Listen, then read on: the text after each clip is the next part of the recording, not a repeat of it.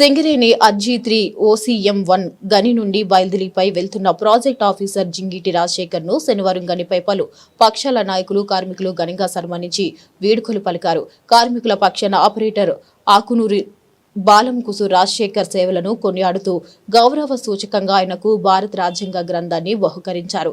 అలాగే SMS plant నుండి OCM1 కు నూతన ప్రాజెక్టు అధికారిగా బదిలీపై వచ్చిన ప్రవీణ్ కుమార్ ని వి ప్యాంటింగ్ ను సాలువతో సత్కరించి స్వాగతించారు. ఈ సందర్భంగా పూర్వ ప్రాజెక్టు అధికారి రాజశేఖర్ మాట్లాడుతూ OC1 కు మంచి భవిష్యత్తు ఉందని, ప్రస్తుతం పరిస్థితి అనుకూలంగా లేకపోయినా 5 లక్షల టన్నుల బొగ్గు నిల్వలు ఉన్నాయని, త్వరలో పబ్లిక్ హియరింగ్ నిర్వహించుకుని అనుమతులు పొందుతామన్నారు. OC1 అంటే first mine, the best mine అని చెప్పేసి దాంట్లో ఉన్న మనం కూడా అందరము బెస్టే, దాంట్లో ఎవ్వరు తేడా లేదు. మన అందరము కష్టపడి పనిచేస్తున్నాం కాబట్టి ఇంత గడ్డు కాలంలో కూడా మన ఓవి ప్రొడక్షన్ కానీ తీసుకురాగలుగుతున్నాము. సరే కోల్ ప్రొడక్షన్లో కొంచెం వెనుకబడ్డ మాట వాస్తవము, దానికి సరే మనం పెద్దగా ఇబ్బంది పడాల్సిన అవసరం లేదు. అందులో మీ కష్టంలో ఎక్కడ తేడా లేదు కాబట్టి మీరు ఇబ్బంది పడాల్సిన అవసరం లేదు. అంతేకాకుండా మీరెవరు కూడా నర్వస్ అయ్యి బయటకు పోదామన్న ఆలోచన మాత్రం చేయకండి. ఎందుకంటే దాదాపు 30% భాగం అయిపోయింది. ఇప్పుడు డిసెంబర్ 19th నాడు మనకు పబ్లిక్ హియరింగ్ ఉంటుంది. పబ్లిక్ హియరింగ్ తర్వాత మనము దాన్ని EMP ఒకటి తయారు చేసేసి మళ్ళీ కోల్కతా వెళ్ళాలి. అక్కడ MOEFలో మనది వచ్చేసిందంటే EC వస్తే ఆటోమేటిక్గా మళ్ళీ మన మైన్కు మంచి లైఫ్ ఉంటుంది. ఫస్ట్ ట్రైనింగ్ లైన్లు తీసుకుంటాము, తర్వాత వకీల్పల్లి మైన్. ఇది 5-6 సంవత్సరాలు కాదు, ఇంకా మనకు దాదాపుగా 20 సంవత్సరాల లైఫ్ ఉంది. కాబట్టి మీరు ఎవ్వరు కూడా ఇట్లాంటి ఇబ్బంది పడాల్సిన అవసరం లేదు. ఈ EC కోసము మన పెద్దవాళ్ళు చాలా ప్రయత్నం చేస్తున్నారు. మన మైన్కి పర్మిషన్ రావడంలో ఎట్లాంటి అదేం లేదు. ఎందుకంటే ఇమీడియట్గా వచ్చేస్తుంది, దాదాపుగా రావాల్సిందే. రాకున్నా కానీ అప్ టు జూన్ జూలై వరకు అయితే మెల్లమెల్లగా మనమైతే నడుపుకోగలము.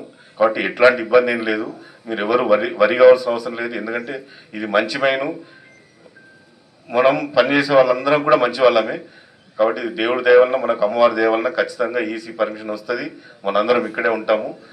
మీరందరూ కూడా ధైర్యంగా ఉండి పనిచేయండి. మంచి కల్చర్ ఏంటంటే ఇక్కడ మనకి ఇంక్లూడింగ్ డోజర్ ఆపరేటర్ నుంచి డంపర్ ఆపరేటర్ వరకు ఎక్కడ కూడా మనము రోడ్డు తగ్గిమన్నా కానీ, ర్యాంపు స్టీప్గా ఉందామన్నా కానీ మన వాళ్ళు ఉంచరు. ఆ డోజర్ ఆపరేటర్ ముందు ఓవర్మెను మన ఇన్ఛార్జీల కంటే ముందు ఆ డోజర్ ఆపరేటరే ర్యాంపును మనకి ఏదైతే 1/16లో నడవాలో ఆ రకంగా తయారు చేస్తాడు.